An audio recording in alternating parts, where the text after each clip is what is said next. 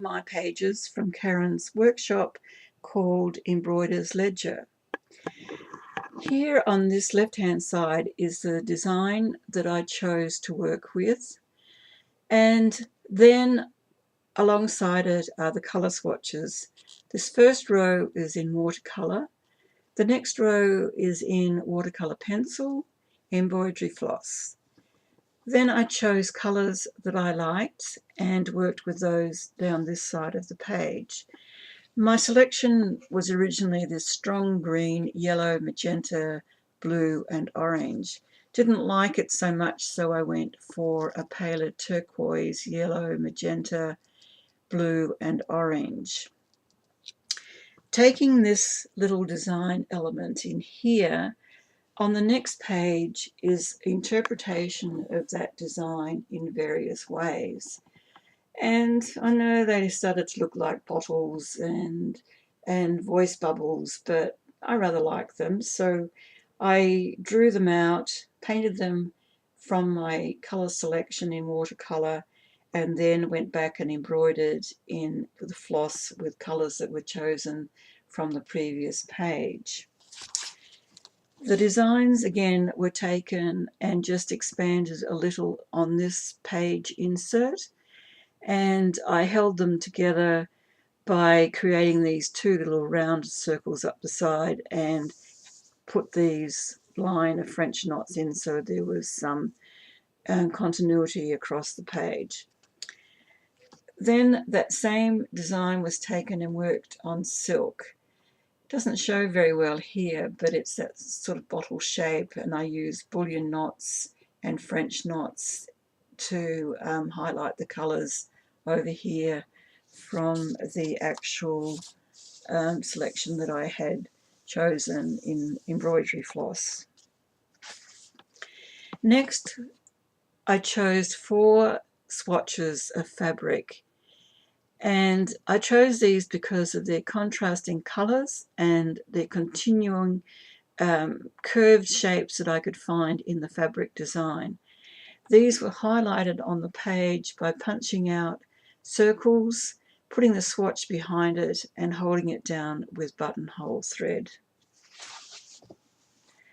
Again, these design elements from the fabric were highlighted on this page. The circles were drawn and coloured in with watercolour, and then snippets of the fabric placed in the circle. And this is an excellent way of seeing the different design elements that are in fabric that you can use for your own designs on something else that's completely different from the fabric that you're seeing here. But that little element is there to remind you from where it came from. My favourite page.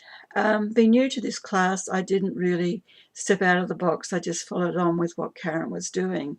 So drew the circle, put the snippets of fabric in, hole punched these circles with the buttons in them, put the French knots in with the hole punches, and then painted them over with the emulsion paint. Again, another colour study based on the fabrics. This was continued, and this was done at various different times in the workshop, but they fitted here on this page. Here I've taken tissue collage paper and sewn snippets of the fabric onto that particular tissue paper, torn it up, put in some embroidery, and then held it in place with swatches and then place it against this page here as the continuation of this particular study. Here is an interesting concept that Karen had us do late in the class, and it's taking a piece of fabric, creating a design and painting it on with the emulsion paint, and then going back and putting in small piece sections of embroidery. And again, it's out here on the page itself to continue on with the design. Next, a different concept for me, having to draw my own design. This was something that was to be taken from a embroidery transfer sheet. Well, my transfer sheets were in black and white, so that's what I did over here. Selected this particular circle and coloured it in the black to give me the design that I'm going to use back over on this page. And as you can see, all those little squiggles do carry across the page from that original design. Here is a piece of the tissue collage paper, free motioned. This is the reverse side because it highlights the swirls better than on the front of the page. This page here was on the right side, and I just put white French knots in all the different areas of the swirls. No free motion on these sections over here, just a colour study in black and white using one strand of black and one of white on the actual tissue paper, and then the same thing over here, hand drawing the swirls in actually acrylic ink on the paper over here. Another design inspiration, lace. For this lace, I actually just took parts of it. I'm not a good drawer, so I started by drawing the lace as I saw it over here, translated some of that design over here and painted it with watercolour. This is a section of another page which was cut up after I'd drawn all these little elements from the lace and coloured them in.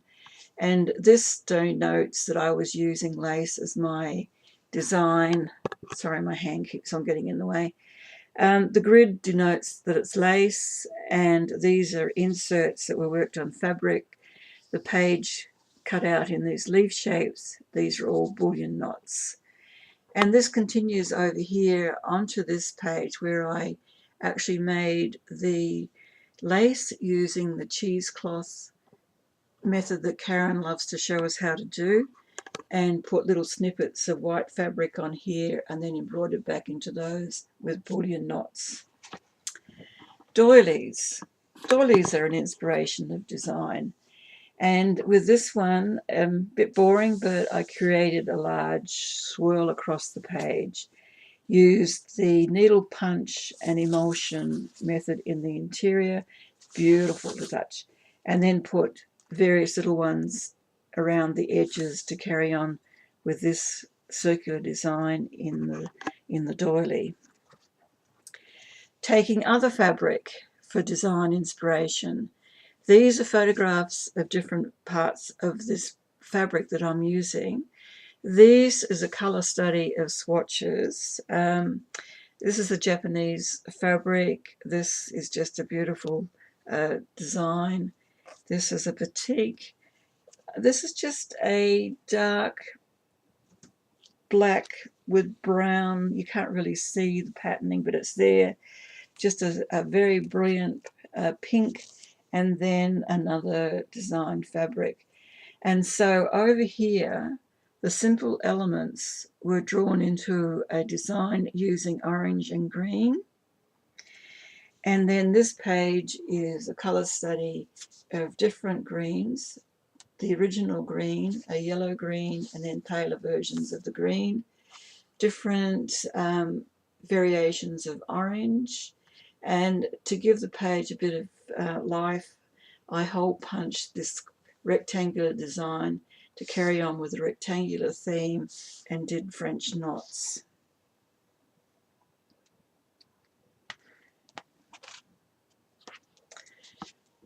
This page here is a continuation of using those rectangular squares, ovals from the previous pages, but this time it is painted onto hand-dyed Dupion silk with the paint emulsion. The green is also paint, and then I went back with French knots into the design itself. And this is another simple design using the rectangulars with embroidery. Karen, I thoroughly enjoyed what I discovered through this class, and I hope that I can use them in my designs. Thank you very much.